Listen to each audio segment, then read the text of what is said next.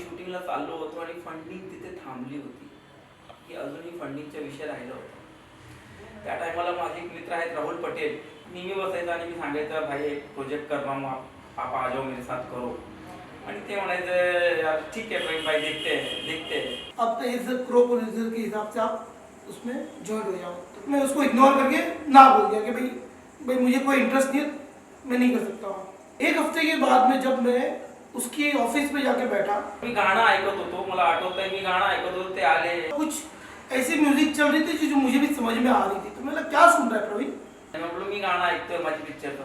ते सांगितलं सुनाइए ना, मी त्याच्या कानात हँड फ्री लावलो। आप यकीन नहीं कर सकते हो कि वो गाना सुनने के बाद में मेरे पूरे रोंगटे खड़े हो गए। तो मतलब ये बंदा क्या कर रहा है? पहले आके गया, दूसरी बार आके गया, तीसरी बार आके गया, मैं उसको इग्नोर कर रहा हूँ, मतलब क्या है ये? बोले सर मैं जो बता रहा था आपको जो पिक्चर के बारे में, वो ये पिक्चर का सॉन्ग है। आणि गाणं ऐकल्यानंतर त्या माणसाचे रिव्ह्यूज बदलून गेले, पुन्हा अंगात काटे आले त्यांचे। सॅड सॉन्ग होता तो, अंगात काटे आले आणि त्यानंतर ते गाणं ऐकायचं नंतर राहुल पटेलचं म्हणजे असं चांगलं इतकं की प्रवीण भाई मैं आपके साथ ये फिल्म करूंगा। जो सब्जेक्ट पे प्रवीण जी काम कर रहे थे वो एक यूनिवर्सल सब्जेक्ट था। वो सब्जेक्ट मैंने आज तक कभी कोई फिल्म इंडस्ट्री में देखा नहीं था और वो इतना दिल को छू गया कि मैं ना करते करते मुझे साथ में इन्वॉल्वमेंट करो। और प्रवीण जी भी यही चाहते कि राहुल जी आप मेरे साथ में इन्वॉल्वमेंट होके एक को प्रोड्यूसर के हिसाब से आप मेरे साथ जुड़ जाओ। इस सब्जेक्ट के अंदर इतना इमोशनल टच है कि आज मेरी लाइफ समझो, मैं पिछले 25 साल से देख रहा हूँ कि ये सब्जेक्ट पे आज तक कोई ऐसी मूवी बनी नहीं है और इतने दिल को छू जाती है जो अपनी रूह कांप जाती है।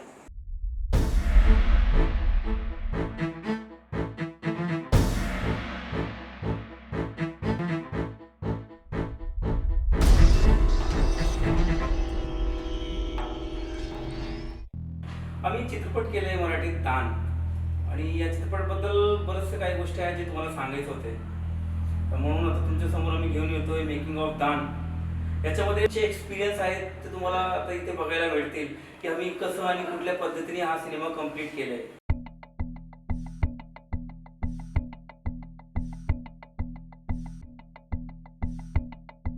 हाँ सर, सुरेश दादा को बोला इनके साथ 2 नंबर पे माइनस करवा दे पूरा जपाल। हा चित्रपट सुरू झाला होता नागपूरमध्ये एका टी स्टॉलवर। मी नागपूरला मला आठवतंय ना एक पिक्चरची मीटिंगसाठी गेलेलो, तिथे एक मुलं होतं बोलू संपाळ म्हणून, त्यांनी मला ना एक बाईट दाखवली की बघा सर ही कशी बाईट आहे। आणि ती बाईट बघितल्याच्या नंतर मी एकदम शॉक यार की खरंच हा सब्जेक्ट तर खूपच छान आहे आणि याच्यावर चित्रपट आलाच पाहिजे। माझे जवळचे मित्र आहेत एडिटर डायरेक्टर जावेद साई, त्यांना सांगितलं सर असाच एक प्रोजेक्ट आहे, त्यावर मी चित्रपट काढायचा विचार करतोय। मुझे सब्जेक्ट तो अच्छा लगा, काफी उसमें स्कोप था। त्यांनी ऐकल्याच्या नंतर सांगितलं यार Praveen this is a good subject, you can. संतोषजीला भेटलो। Praveen came to me, he came with somebody else. उसके बाद अचानक वापस आए सर एक फिल्म बनाना चाह रहे हैं और आजकल ये सोशली रिक्वायर्ड भी है, लोगों को महसूस होना चाहिए, फील होना चाहिए कि ये क्या है। देन रेकी किया उन्होंने, लोकेशन पे बहुत ज़्यादा आर्टिस्ट लोगों से बात किया।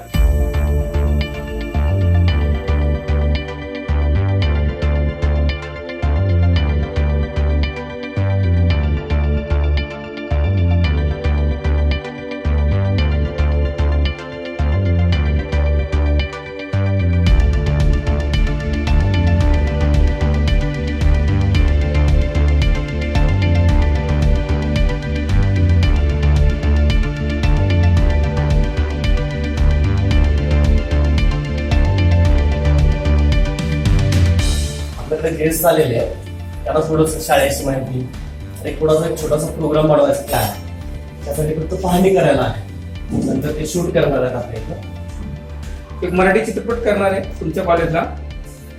तुमच्या शाळेत एक मुलगा होता शिवपाठ, माहिती लोकांना? कोणाला माहिती, कोणाला? Hands up. शिवपार्क म्हणजे जो पुण्यामध्ये खेड्यामध्ये आठवतं ना खेळताना अभ्यासाच्या बाबतीत कधी ऐकायचा नाही ऐकायचा, पण खेळणं त्याला फार आवडायचं आणि शिक्षण काय करायचं पहिल्यांदा त्यांनी करून आणलेलं असतं. शिवपार्थ स्पोर्टमध्ये इंटरेस्टेड होता, तो तेवढा हळवस होता.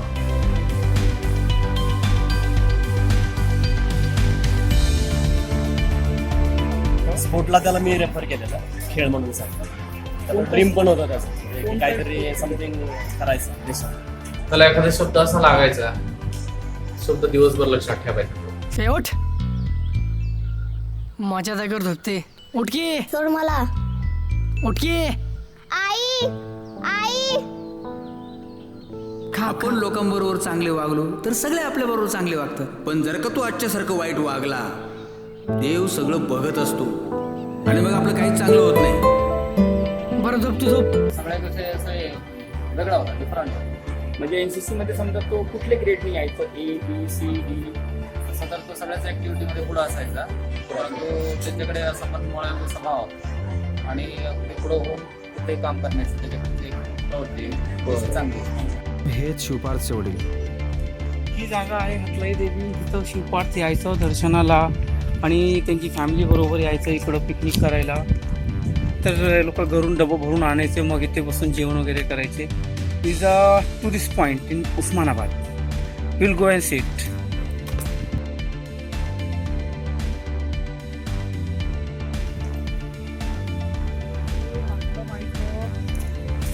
टुरिस्ट पॉईंट आहे. इथे शिवपार्थ, त्यांचे वडील, त्यांची आई, त्यांची बहिणी सर्वांना घेऊन यायचं इथं आणि मस्त पिकनिक वगैरे करायचं, घरातून जेवण बनवून आणायचं, मग नंतरला खायचं. इथं बाहेरचं व्ह्यू आहे, ते उस्मानाबाद आहे. खेळायला वगैरे आवडायचं, पोहायला वगैरे जायचं, पोहायला वगैरे आवडायचं, खेळायला. पण त्याला त्याची इच्छा होती की मी पोलीस आहे ना, त्याची इच्छा होती की पोलीस व्हायचं. मॅच ग्राउंडला वगैरे यायचं सकाळी आणि त्यानं कॅम्प पण जॉईन केला होता फुटबॉलचा. तुझं प्रेम असेल माझ्यावर, पण मला इंटरेस्ट नाहीये. आणि हो, मला म्हणून पोलिसवाला व्हायचंय.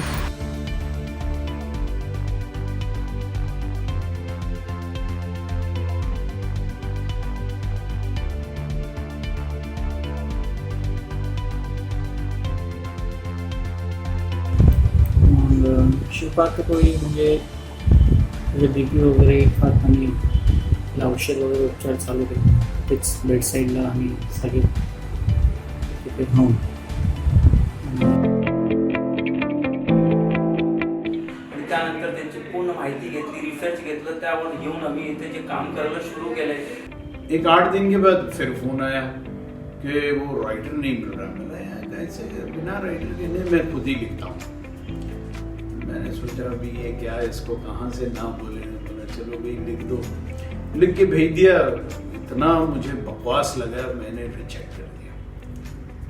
एक आधे घंटे में दोबारा फोन आ गया, बोला लिख के भेजा हूँ, आप दोबारा पढ़ लो. पढ़ लिया, फिर मैंने रिजेक्ट कर दिया. ऐसा सिलसिला 4-5 बार चलता रहा. महीना भर गुजर गया होगा. फिर एक दिन फोन आया कि आप रेडी हो जाइए, 4 दिन के बाद शूटिंग है. जळगावची टीम बोलली की सर एक काम करा, जळगावलाच करा. म्हटलं ठीक आहे, जळगावलाच करू आपण. पण ठीक आहे, काय हरकत नाही. आम्ही सुरू केलं. आता जे 2 फेजेस होते त्यांनी तर मागे घेतलं होतं की बाबा आता त्यांच्याकडे कोणाकडे डेट नाही आहे, कोणाकडे अवेलेबिलिटी नाही आहे, बरेचसे प्रॉब्लेम होते त्यांचे.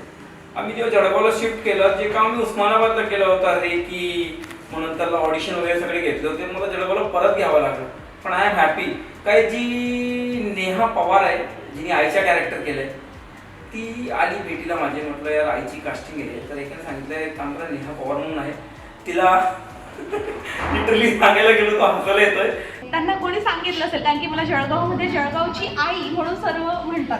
तर जेव्हा ते मला भेटले आणि ते बोलले ये हे क्या जळगाव की माँ, असे जेव्हा बोलले तर खूप हसायला आलं होतं. म्हणजे कोणतंही नाटक असो, कोणतंही काही असो, तर त्यालाच आईचं कॅरेक्टर आला म्हणजे नेहा पवार, त्यालाच बोलत होतं.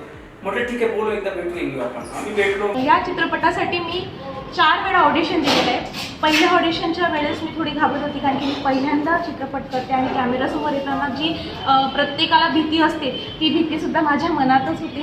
कारण मी पथनाट्य आणि नाटक हे 2 गोष्टी करायची, पण कॅमेरा म्हटलं की मग अशा अंगावर काटे येतात, जसे मला आताही येत आहेत, जशी मला आताही भीती वाटते. ऑडिशन करूया. नेहाने ठीक आहे सर, बघूया. ओके. नेहाने ऑडिशन दिलं आणि पहिलं एक्सप्रेशन जे होतं ते तिथेच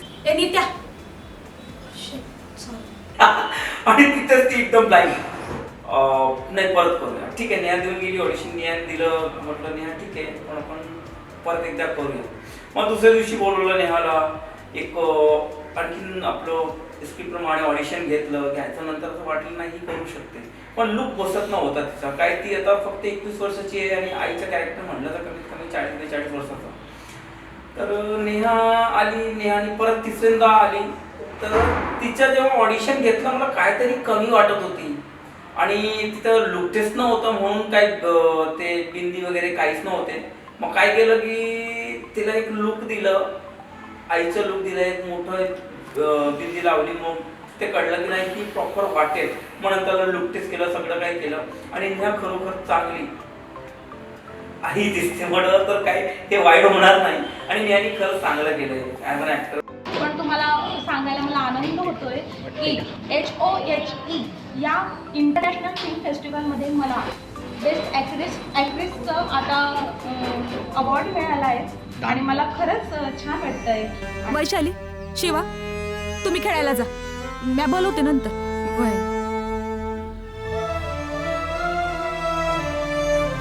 अव, मी काय म्हणते, आपण पोलिसांकडे जाऊया की.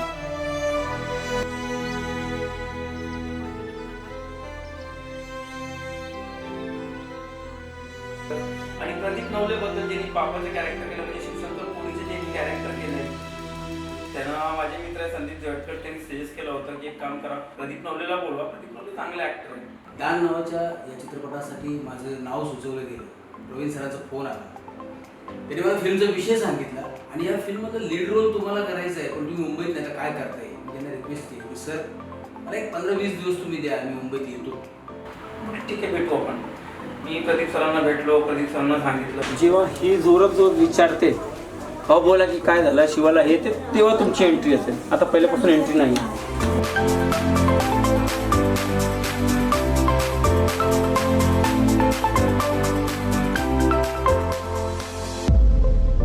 प्रदीप नवले से मैं जब मिला तो एक मेरे दिमाग में जब हम लोग डिस्कस कर रहे थे तो एक इमेज बनती है कि भाई एक कैरेक्टर ऐसा होना चाहिए, दिखता करेक्ट कैरेक्टर वाइज। और जब काम करने लगा तो एक पर्टिकुलर जगह पे उसको अजीब लगा और दूसरे डायरेक्टर ऐसा नहीं काम करते होंगे, तो बोला सर उसको नहीं देखूंगा तो कहीं मैं जो बोलता हूँ वो करो। काय म्हणणार आहे डॉक्टर, काय नाही म्हणले. सीन इतना बेहतरीन हुआ, वो खुद मानने लगा बाद में कि ये बहुत क्या परफॉर्म किया। पण नंतर आम्ही ठरवलं की ठीक आहे, प्रदीप सर आणि नेहा त्यांची जोडी पण चांगली जमत होती.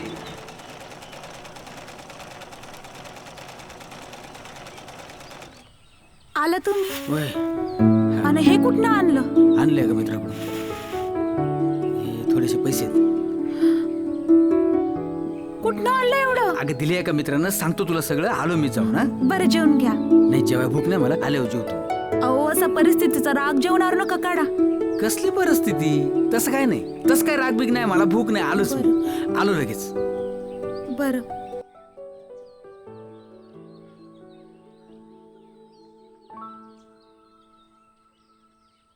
आणि जे उस्मानाबादला आम्ही ऑडिशन केलं होतं त्याचा फक्त एकच फायदा मिळाला का जळगावला मला कोणत्याही शिवासाठी कोणीही भेटत नव्हतं.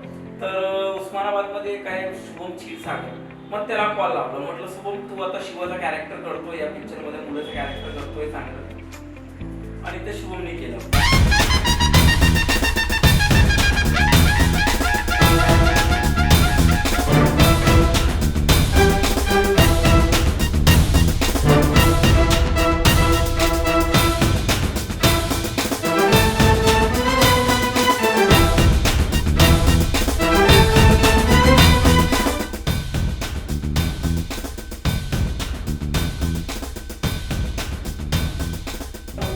वैशाली, माझे एक मित्र आहेत मयूर सोनावणे म्हणून, तो कास्टिंग डायरेक्टर आहे आपल्या पिक्चरचा. तर त्यांनी सांगितलं की एक काम करा सर, तुम्ही ही मुलीशी भेटा, ती चांगलं करेन ऍक्टिंग. आणि मग तिच्या पण तेच होतं, तिच्या टोनिंगचा प्रॉब्लेम होता. म्हणजे तो उस्मानाबादची टोन जे गावाकडली टोन आहे तिला बसत नव्हती, काय ती मुंबईमध्ये असते, तिची टोन बसत नव्हती. मग त्याच्यासाठी खूप प्रयत्न केले आणि तिचे कमीत कमी 4-5 ऑडिशन घेतले, त्यानंतर लुक टेस्ट घेतलं. आई हे आईच्या हातात घे ना ग, सकाळपासून काहीच नाही तुझ्या पोटात. मग तिने गेलं वैशालीचं कॅरेक्टर. शिवा म्या तुला सांगते का फेकायचं नाही. जर का फेकलास ना तर तुलाच फेकन बघ. जर का फुटला ना तर कानाखाली वाजवेन तुला. म्हणजे लिटरली जर ऑफिसली सांगायला गेलो, जिने आईच्या कॅरेक्टर केलंय ती 21 वर्षाची आहे आणि जिने मुलीच्या कॅरेक्टर केलंय ती 26 वर्षाची आहे. काय झालं? काय नाही आई माहिती आहेस काय झालं? काय? माझं आज रनिंग मध्ये सिलेक्शन झालं. अरे वा. म्हणजे असं करून ते पूर्ण फॅमिली बसवली आणि खरंच ते ऑन स्क्रीन जी केमिस्ट्री आहे प्रत्येकाची ती चांगली दिसते. खूपच छान. आणि या चित्रपटामध्ये नवनाथचं कॅरेक्टर मी प्ले करतोय आणि ऑडिशन दरम्यान जेव्हा पहिल्यांदा प्रवीण सरांशी माझं बोलणं झालं, ऑडिशन मी दिलं, तेव्हा माझं या कॅरेक्टरसाठी निवड देखील झाली.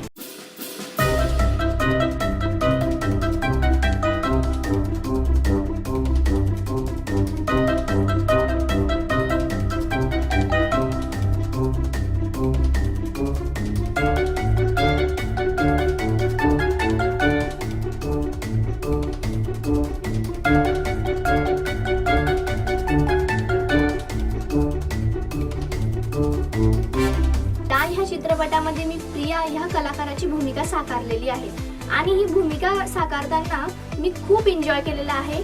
शूटिंगमध्येही मी जितके दिवस शूटिंग होती आम्ही पूर्ण एन्जॉय केलेली आहे. मी काय रे तुझ्या चेहऱ्यावर काय सारखेच 12 वाजले असतात काय? मग जरा हसत जा ना. चाललंय गोष्ट मग घे डोळे हलवायचं तर सर्व कर ना.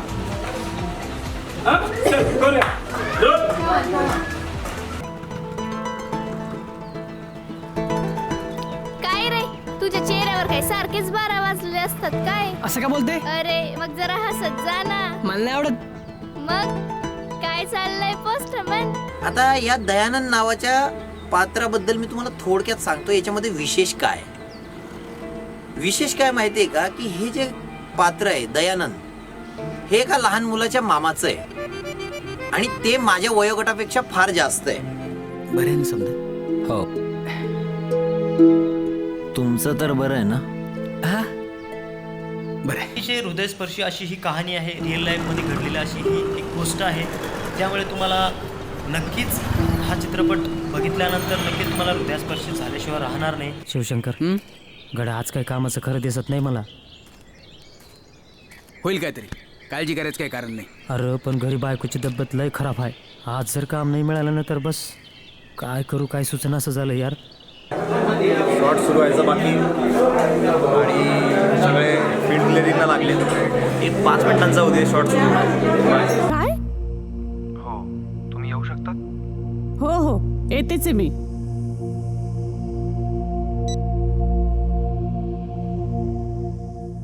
प्रवीण असताना सर आणि जावेद सरांनी नवीन कलाकारांना संधी दिली. जावेद सर म्हटले म्हणजे खूप मोठे डायरेक्टर आणि त्यांनी मी सल्यूट करते. जावेद सरांनी खूप मोठे मोठे चित्रपट केलेत, शाहरुख खान सरांसोबत काम केलंय, पण त्यांनी असं आम्हाला कधी जाणवू नाही दिलं. आम्ही सगळ्यांनी पहिलं दुसऱ्यांदाच काम केलंय. महत्त्वाचं आहे, पहिल्यांदाच काम केलंय. ते काम कसं बाहेर निघेल चांगलं, त्याच्यासाठी आम्हाला जावेद सरांनी खूप चांगली मदत केली, विकी सरांनी केली.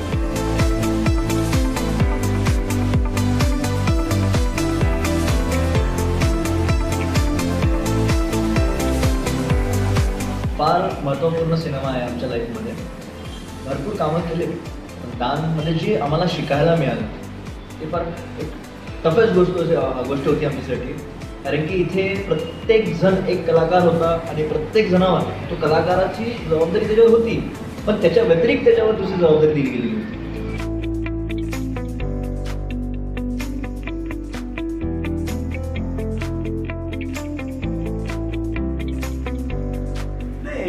राहुल का क्या था कि मैं जानता नहीं था. अजीत के साथ तो काम किया हुआ था. हाँ दोनों ने किया. तो अजीत पे एक कॉन्फिडेंस भी था और एक मेरी ट्यूनिंग थी अजीत के साथ. राहुल कौन है? यंग बच्चा है, कहीं से कुछ करके आया है. प्रवीण सर ने मुझे फिल्म ऑफर की और हमारे बहुत ही बेहतरीन एडिटर डायरेक्टर हमारे Javed sir Javed sir was कितना कंफ्यूज। ये प्रवीण एक नए लड़के के साथ में तो कैसे काम कर सकता है, मतलब उनका सोचना भी एक लाजमी था।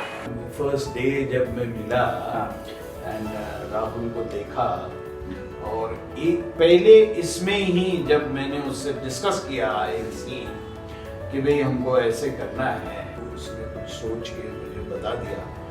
और जो जितनी कम अवेलेबल लाइट में उसने जो मुझे एक वाइड एंगल दिया, जो मुझे बहुत शौक है वाइड एंगल्स के लिए, तो वो जो उसने दिया मिनिमम लाइट 3 लाइट, मैंने सोचा कि ये क्या है, तो वो बोला नहीं सर मैं देता हूँ।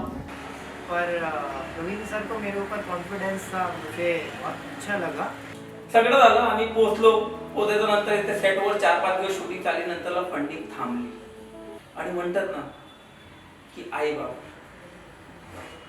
प्रत्येकाचे असतात आई बाप, पण खरंच जे माझे आई बाप आहेत म्हटलं ग्रेट आहेत, तर ते बोलणं चुकीचं नसेल का. जेव्हा शूटिंग थांबली आणि पैशांचा विषय निघालं तेव्हा मी पप्पांना फोन केला आणि लिटरली माझे पप्पा रिटायर झाले आणि तेव्हा त्यांचे फंड जे असतात ना ते पूर्ण आयुष्याची कमाई त्यांना मिळाली होती.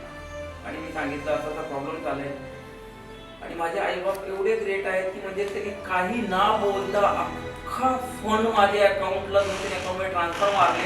एक काम कर, तू पिक्चर कम्प्लीट कर, तुझं स्वप्न म्हणजे आमच्या स्वप्न. तू मोठा झाला तर काय, मुलं मोठं झालं म्हणजे आई बाप मोठे होतात असं त्यांचं मन आहे.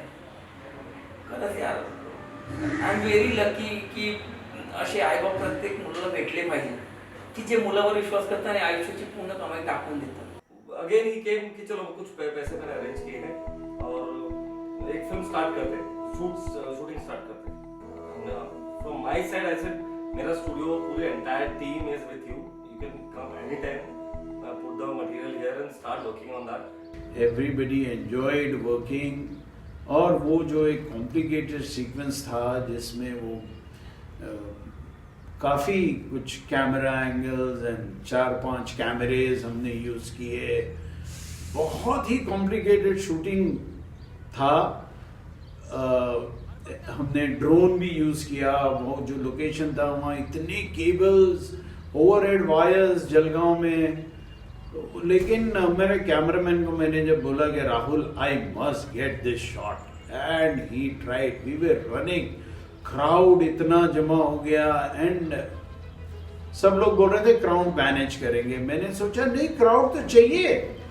और वो पुलिस वाले भी जलगांव के दे हेल्प, इतनी मदद की उन्होंने कि जलगांव के पुलिस खुद the real traffic police, they helped me so much. फिर एडिटिंग शुरू हुआ. मुझे एडिटिंग में वक्त नहीं मिला एडिटिंग में जाने के लिए. प्रवीण ने बोला कि मैं फर्स्ट कट करूंगा. रोजाना कुछ ना कुछ एक बॉम्ब शेल फेंक देता था कि अरे वो एक कैमरा का कुछ प्रॉब्लम हो गया तो उसका रशेस मिल ही नहीं रहा. 30 से 40% फुटेज करप्ट है फिल्म का. जब हम लोगों ने शूट किया 95% शूट हुआ था फिल्म, और मैं ये सोच नहीं पा रहा था कि अब क्या करेंगे और कैसे करेंगे. अब बड़े हिचकिचा के मैंने प्रवीण को सजेस्ट किया कि भाई करना तो पड़ेगा, अगर फिल्म को उठाना है तो थोड़ा सा रीशूट तो करना पड़ेगा. जिस सिचुएशन में हम लोग काम कर रहे थे उसमें अगर ऐसा न्यूज़ आता है तो ये बहुत बड़ा शॉक है. खैर तुम्हारे को तो शॉक ज़्यादा ही होना चाहिए क्योंकि यू आर डायरेक्टली कंसर्न्ड विद everything, the finance part, this part, which is the most important aspect. फिर एक दिन फोन आया कि पापा फर्स्ट कट रेडी हो गया, I want to show it to you. I said I don't have the time, तुम घर पे लेके आओ, ये हम लोग घर पे बैठ के देखेंगे. देखा एक रन में देखा, कुछ क्वेश्चन इतने अच्छे थे. और जहां वो सब रशेस खराब हो गए थे, मटेरियल नहीं मिल रहा था, इसलिए इतना हॉच पॉच लग रहा था कि हमको ऐसा थोड़ी देर वी वर स्टन्ड कि क्या होगा, ये फिल्म कैसे ठीक होगी. तो इसका तो एज यूजुअल सर आप रेडी हो जाइए, बस फिक्र मत करो, मैं कर देता हूं. And he just like he disappeared again. एक 8 दिन के बाद बोलता सर सब अरेंजमेंट है, बस जाना है, रीशूट करना है। बस हम लोग चले गए, रीशूट भी हो गया, सब कुछ हो गया। जामनेरला सॉन्ग लावणीचं जे गाणं होतं ते शूट करायचं होतं आणि मला म्हणजे कळत नव्हतं की मला इथे अजून काय काय क्रिएटिव्हिटी तिथे दाखवायचं आहे, कारण की जसं अँगल लागायचा शूट चालू व्हायचं तसं DOPचं म्हणणं असायचं की इथे हे असलं पाहिजे किंवा इथे आपण असं करू शकतो का, आणि त्यावेळेस मला ते तिथे अप्लाय करावं लागत होतं। आणि एक गोष्ट अशी घडली तिथे की रात्री 8 पासून तर सकाळी 8 पर्यंत मला तिथे जे दिवे मी लावलेले होते मला ते चालू ठेवायला लागले आणि पहिल्याच दिवशी खूप फजिती झाली माझी। गाणं लिहिणं पण, नंतर ते गाणं पण सिंगिंग पण करायचं होतं, पुन्हा ॲक्टिंगकडे लक्ष द्यायचं होतं। So this was the complication about it. सगळं कॉम्प्लिकेशन होतं, पण ते सगळं कॉम्प्लिकेशन आम्हाला काढायचं होतं। यात सगळ्यात जास्त मदत आम्हाला प्रवीण सरांची झाली। म्युझिक बद्दल बोलायला गेलं तर अमोल दीपक हे दोघं होते। आम्ही खूप काम केलंय। होळीचं गाणं होतं, एक होळीची सिच्युएशन आहे, होळीचं गाणं आहे, तर अमोल दीपकनी गाणं केलं आणि आम्ही बसून कंपोज करतो। ते लोक बसून कंपोज करतात, मी ऐकलं नाही यार पुस्तक चेंज करते आणि नंतर फॅमिलीची केमिस्ट्री दिसली पाहिजे गाण्यामध्ये। अख्खा गाणं कम्प्लीट झालं, रेकॉर्ड व्हायला आलं आणि रेकॉर्डिंगचा दिवस चाललोय, त्याच्या आधी म्हणतो नाही यार आपल्याला काहीतरी म्हणजे फॅमिलीची बाउंडिंग दिसत नाहीये गाण्यामध्ये, आपल्याला पूर्ण फॅमिलीची बाउंडिंग दाखवायची आहे, काय पुढे काही सीन वगैरे नाही आहे फॅमिलीची बाउंडिंग दाखवायला। तर त्यांना सांगितलं तर ते मुलं फार हुशार आहे, त्यामुळे म्हटलं ठीक आहे सर असं करायचं तर करूया। आता आदल्या दिवशी रेकॉर्डिंग आहे आणि रात्री बसून आम्ही हा डिस्कस करतोय।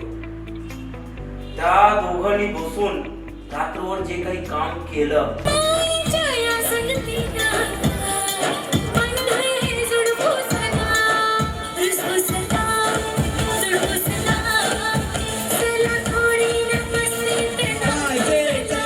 चला जुळवू चला, चला गोडीन मस्तीत नाचू चला।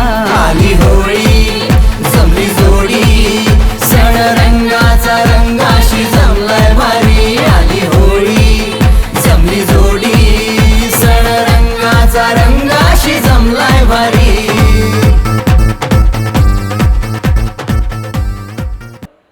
आणि खरंच ते हॅट्स ऑफ फॉर देम। आणि त्या लोकांनी मला सांगितलं की सर हा ऍड झालाय। गोरा गोरा रंगणी चोळी झाली तंग, पिकला अंबानी तळ झाले अंग। हवाय मला आता तू मोठ्याच संग पुका करू नका। डबल होत परत गोरा गोरा चोळी झाली तंग, सोळी झाली तंग, पिकला अंबानी तळ झाले अंग। हवय मला आता तुम सासू संग फुका करू नका गडबड, चढाया कोणावर चढ। करू नका गडबड, चढाया कोणावर चढ।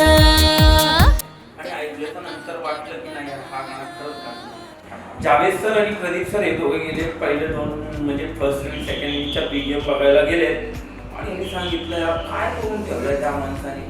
म्यूजिक वाले के साथ इतना फंडा होता रहा, म्यूजिक बनाए, मैं जाता था, बैकग्राउंड म्यूजिक मुझे पसंद नहीं आता था।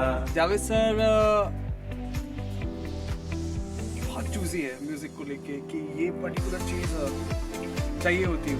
कई बार उनको म्यूजिक पसंद नहीं आता था तो मैं बोलूँगा भाई तूने रात भर किया होगा लेकिन मुझे पसंद नहीं है, बस दैट्स ऑल, मुझे फिर से करनी चाहिए। वो बस फोन पे चालू रहता था उनका कुछ ना कुछ, एंड आई वाज लाइक कि सर आप सुन रहे हैं ना, तो हाँ सुन रहा। कि सर नाराज है, अभी कोई दूसरा रास्ता नहीं है, दोबारा से म्यूजिक करना पड़ेगा। दे वुड से सर कल आइए, कल देखते हैं। एंड जब मैं कल जाता, दूसरे दिन जाता था तो काफ़ी इम्प्रूवमेंट होता था। उसके बावजूद भी हम लोग बैठ के करते थे, बहुत मेहनत की है। आप लोग जब बैकग्राउंड म्यूजिक सुनेंगे तो आप लोगों को फील होगा कुछ कुछ म्यूजिक इतना बेहतरीन है कि सीन को ऐसे उठा के रखा है कि मैं बताऊं, जो मैंने जब क्लाइमैक्स देखा मिक्सिंग में तो रिकॉर्डिस्ट मिक्सिंग कर रहा है और मेरी आंखों में आंसू थे। फिल्म देखेंगे तो आपको लगेगा कि सभी ने इतनी मेहनत की है इस फिल्म में और मुझे डेफिनेटली लगता है, मेरा इतने सालों का एक्सपीरियंस बताता है कि पब्लिक को, आप लोगों को ये फिल्म बहुत पसंद आएगी। और मेरा